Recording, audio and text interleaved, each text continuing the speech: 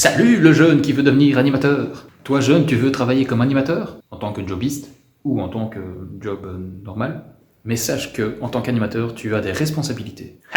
Parce que être animateur, c'est pas seulement organiser des jeux pour les enfants et de se divertir le temps d'une après-midi ou d'une journée. Que nenni. C'est avant tout un engagement à plusieurs niveaux.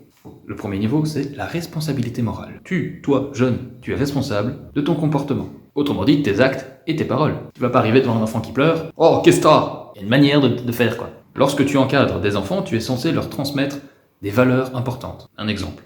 Le sens du partage, l'entraide et le respect de l'autre. Tu dois être conscient que ton comportement va avoir un impact sur celui des animés. Les enfants, ça observe absolument tout. Donc, avant tout, il faut que toi-même tu respectes ces valeurs. Le deuxième niveau, c'est la responsabilité civile. En principe, tu es responsable pour toute faute que tu commets envers quelqu'un. Par exemple, si tu prends un ballon et que tu shootes dans le ballon et que ça taille sur le visage de quelqu'un, responsable. Ainsi que les fautes commises par les enfants que tu encadres. Par exemple, lorsque plusieurs animés jettent des cailloux sur une voiture.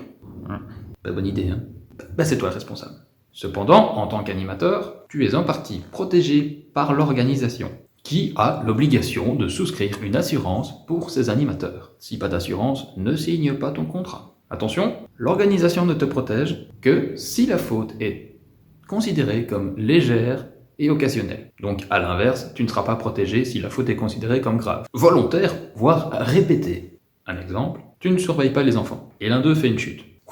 Premier exemple. Un autre exemple, tu oublies d'appliquer de la crème solaire aux enfants par forte chaleur. C'est pour ça qu'on demande aux parents de mettre de la crème dans le sac à dos. Et le troisième niveau, c'est ta responsabilité pénale. On parle de responsabilité pénale lorsque tu enfreins la loi. Par exemple, tu fumes du cannabis, tu conduis sans permis, ou pire, tu fais boire de l'alcool aux animés. Dans de telles situations, tu risques donc une peine prononcée par un juge si tu es majeur et une mesure d'éducation si tu es mineur. On donne plus d'informations sur ce point sur notre fac en ligne à la question « Je suis mineur, est-ce que je peux être sanctionné si je commets une infraction ?»